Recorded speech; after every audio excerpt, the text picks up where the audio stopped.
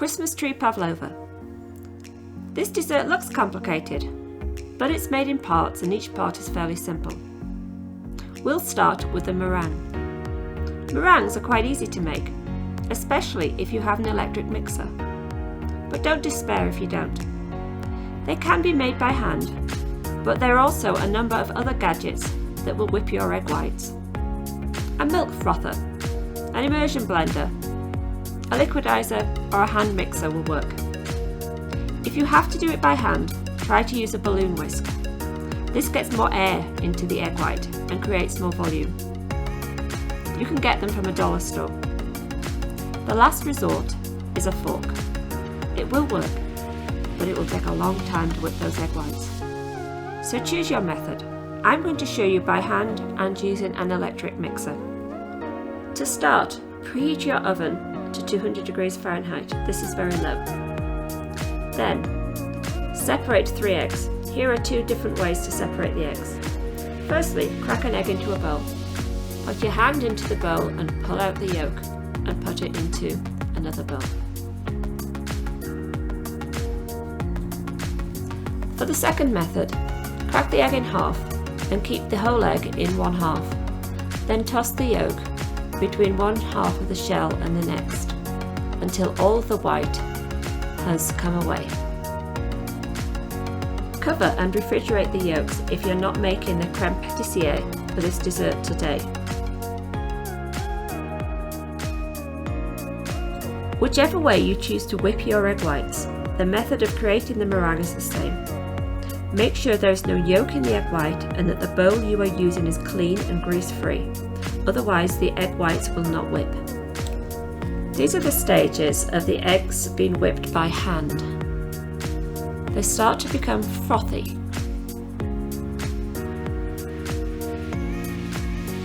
Then they turn white and gradually become thicker.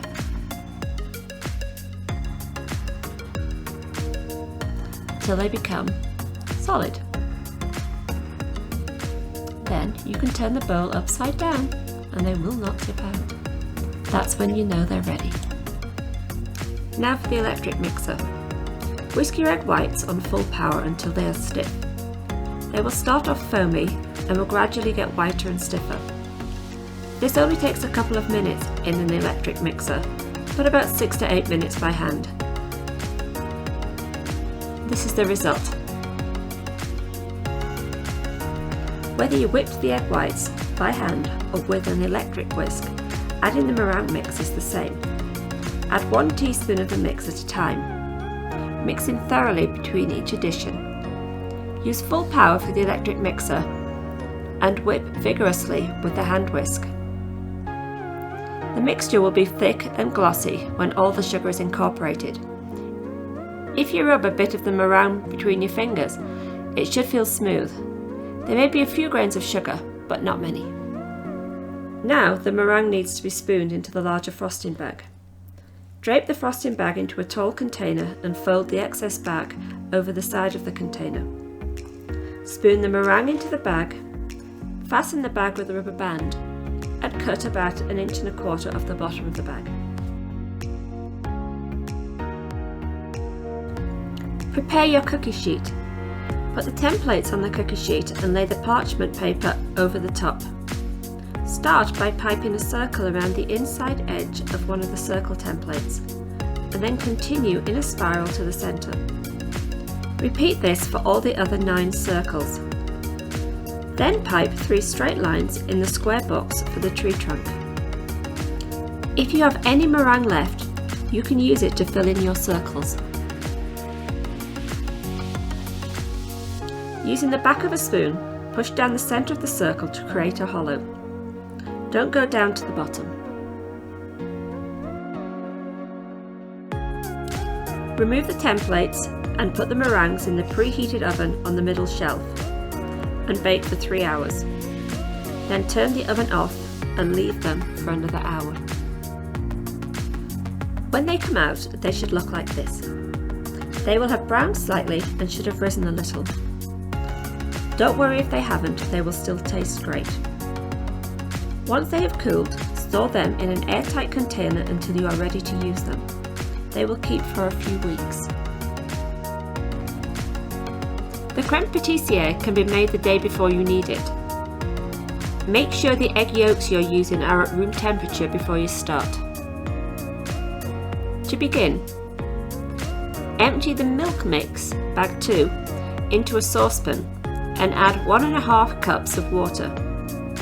Stir to combine and bring to a boil over a medium heat. Set aside to cool slightly. In a large bowl, beat the egg yolks and the sugar, bag 3, until pale and thick.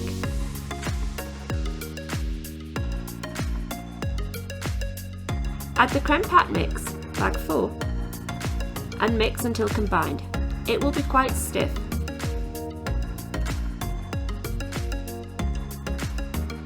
Slowly pour the boiled milk over the egg yolk mix, stirring all the time.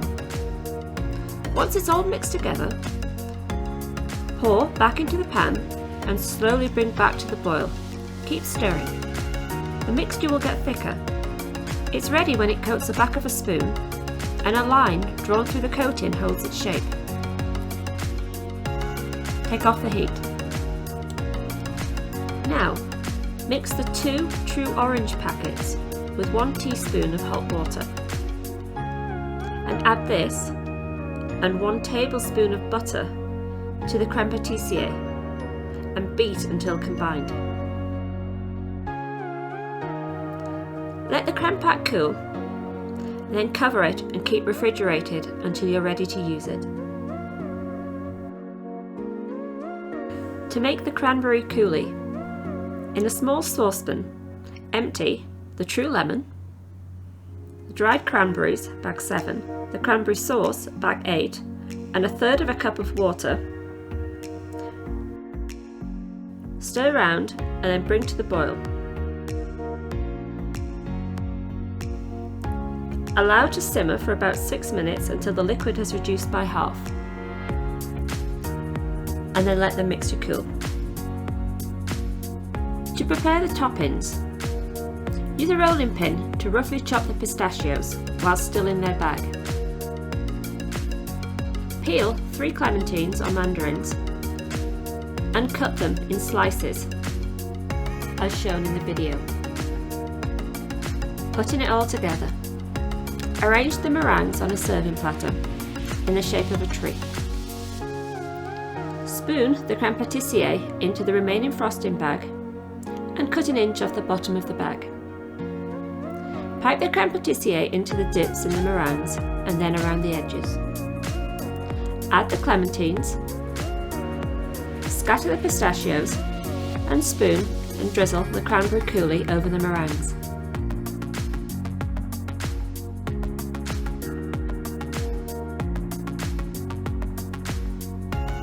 To finish, use a sifter to lightly dust the dusting powder, bag 10, over the tree. Enjoy your dessert, but refrigerate any leftovers and eat within 2 days. Happy baking!